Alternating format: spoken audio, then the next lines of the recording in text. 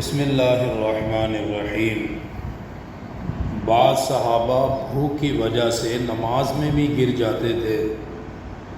حضرت فضالہ بن عبید رضی اللہ تعالی عنہ سے روایت ہے کہ رسول اللہ صلی اللہ علیہ وآلہ وسلم جب لوگوں کو نماز پڑھاتے تو صف میں کھڑے بعض لوگ بھوک کی شدت سے گر جاتے تھے، اور یہ اصحاب صفہ تھے، یہاں تک کہ دیہاتی لوگ کہتے تھے کہ یہ پاگل ہیں۔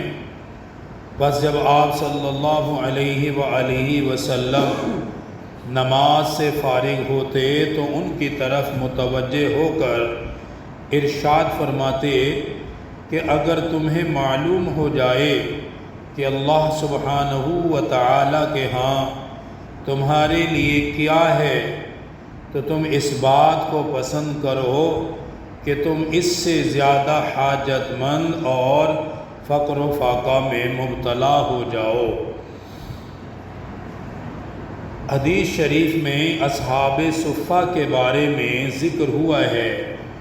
علامہ نووی رحمۃ اللہ علیہ فرماتے ہیں کہ اصحاب صفہ وہ پردیسی اور بے سر و سامان صحابہ تھے جو دنیا سے بے رغبت تھے۔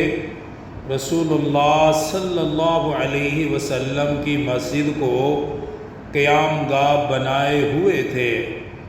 مسجد کے آخر میں ان کے لیے ایک چبوترا تھا جو مسجد سے علیحدہ تھا، اور اس پر سائے کے لیے کچھ پڑا ہوا تھا۔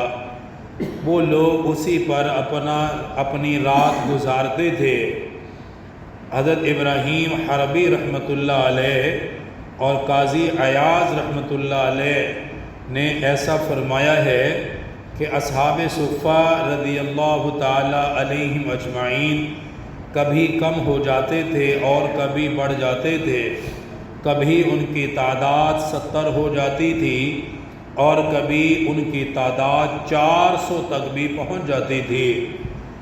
حضرات صحابہ کرام دین کے حصول کے لیے وہاں آتے جاتے رہتے تھے۔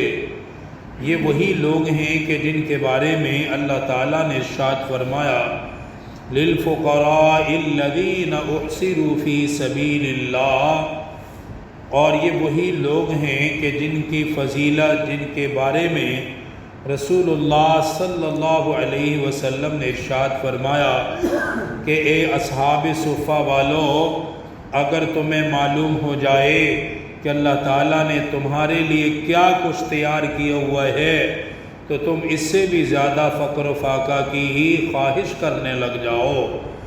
اسی لیے ام المؤمنین حضرت عائشہ صدیقہ رضی اللہ تعالی عنہا کو مخاطب کر کے آپ نے ارشاد فرمایا، اے عائشہ، مساکین سے محبت رکھو اور ان کو اپنے سے قریب کرو، کیونکہ ایسا کرنے سے اللہ تجھے اپنا قریب کر لے گا، کیونکہ یہ فقراء اور مساکین اللہ کے قریب ہوتے ہیں۔ جو ان کے قریب ہو جائے اللہ تعالیٰ اسے بھی اپنا قریب کر لیتا ہے۔ ایک اور روایت میں ارشاد فرمایا کہ فقراء قیامت کے دن مالدار لوگوں سے 500 سال پہلے جنت میں داخل ہو جائیں گے۔